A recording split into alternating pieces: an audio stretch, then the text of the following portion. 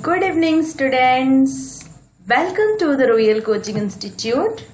Today, it is our third class on committees and commissions.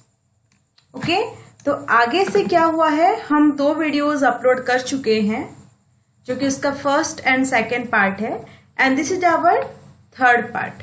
Okay, तो तुम लोग क्या करोगे, ये हमारा थर्ड पार्ट को तुम देखने से पहले फर्स्ट एंड सेकेंड पार्ट को देख लिया करो, क्योंकि वहां हम बहुत सारा कमेटी कमीशंस डिस्कस कर चुके हैं, है ना.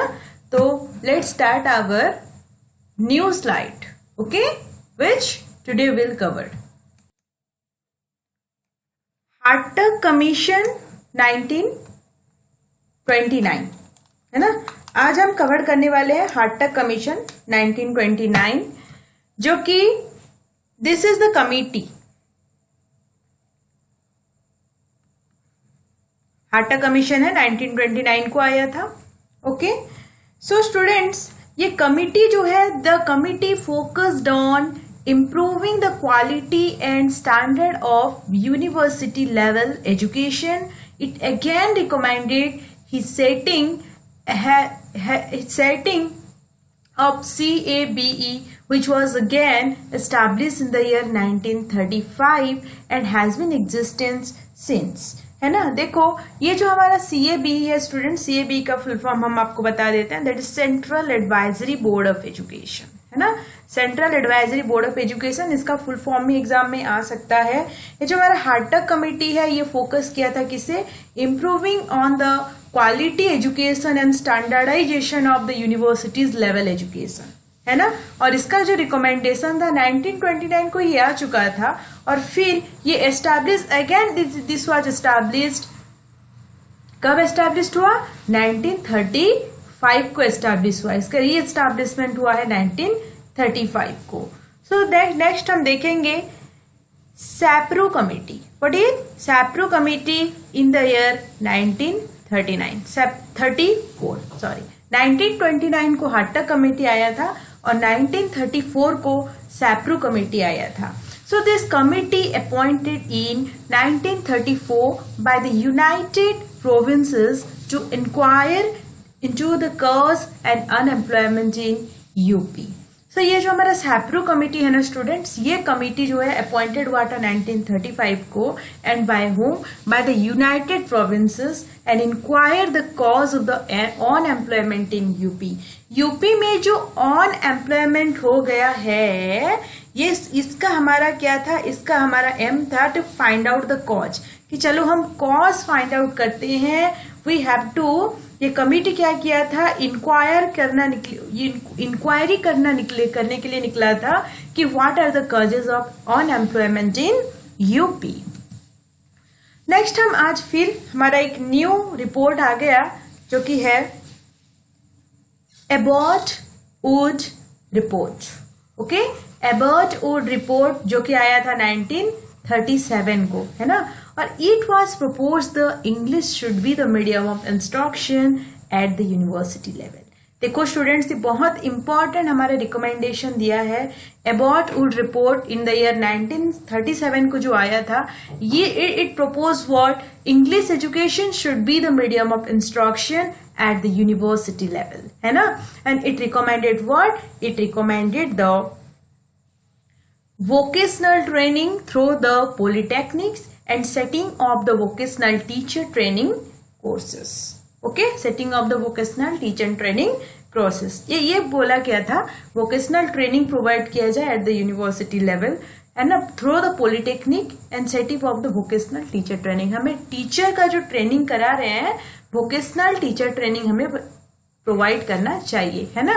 we have to train the teacher in the field of vocational education, कि how we vocationalize the child.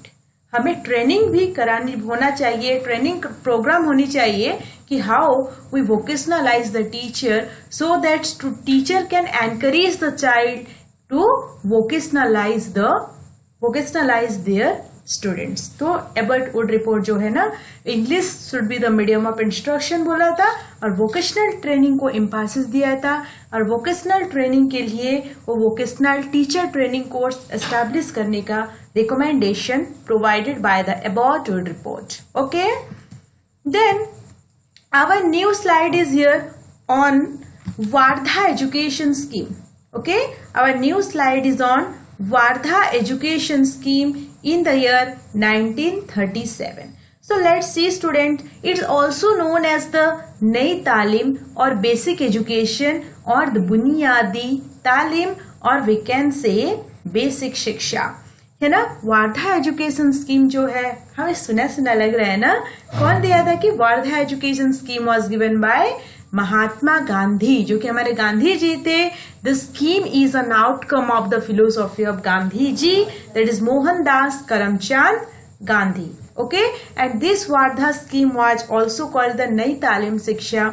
इसे हम बेसिक एजुकेशन भी बोलते हैं, इसे हम बुनियादी शिक्षा भी बोल रहे हैं और बेसिक शिक्षा भी बोला जाता है। Why this education is called the basic education? Because it prepare the child for fulfillment of their basic needs. ये शिक्षा को जो ले लेगा वो क्या हो जाएगा, वो उसके लाइफ में एटलीस्ट बेसिक नीड्स को उसका फुलफिल कर पाएगा। That is the basic education provided by the basic education. So here मैं आगे से आपको बोल दी कि this scheme is an outcome of the Gandhi philosophy. जो गांधी का जो एजुकेशनल फिलोसॉफी था वो हमारे बुनियादी शिक्षा, नई तालीम शिक्षा, बेसिक एजुकेशन, बेसिक शिक्षा को ये एम्फासिस दिए थे, उनका ही कंसेप्ट है ना। और it was given a definite step by the committee under the chairmanship of doctor Zakir Hussain. Gandhi तो बोल के चले गए कि basic education should be the way of education, should be the method of education होना चाहिए। बच्चों को हमें ऐसा शिक्षा देनी चाहिए जो कि वो जब पढ़ के निकले तो स्टूडेंट क्या होने चाहिए, they can fulfill their basic needs, at least they fulfill their basic needs. So students, इन्हीं का ही गांधी का बात को रखने के लिए गांधी का जो डेफिनेशंस है वो जो बोले थे कि हमें अगर नेशन को सेव करनी है तो we have to provide the education, we have to make the people literate, है ना।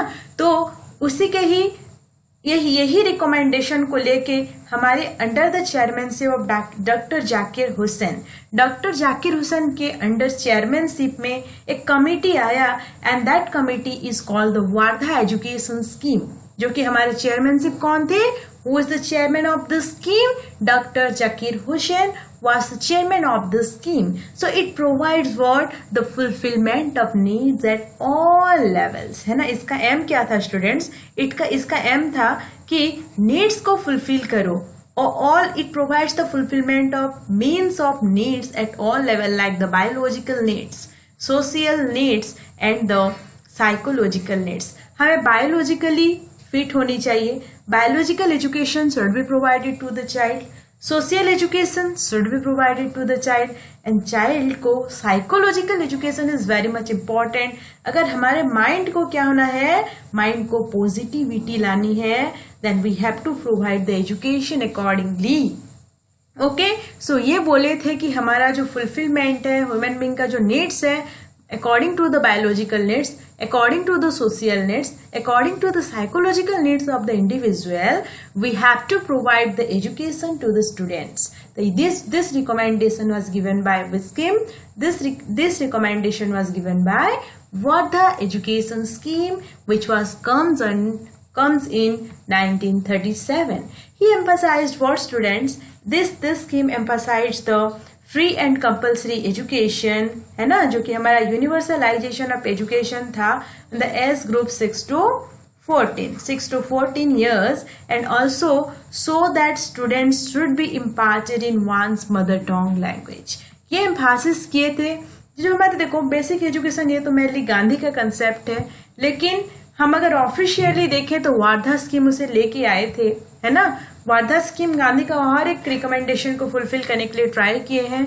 तो गांधी बेसिक एजुकेशन में और एक चीज चाहते थे जो कि education should B free and universalization of education at the age group 6 to 14. 6 to 14 years तक बच्चों को free and compulsory universal education दो, and वो भी कौन से way of teaching is what? Way of education should be imparted in one's mother tongue language, है ना. एक mother tongue language में बच्चों को पढ़ाना बहुत जरूरी है, because through the help of the mother tongue language students can understand the thing in a better, efficient and effective manner.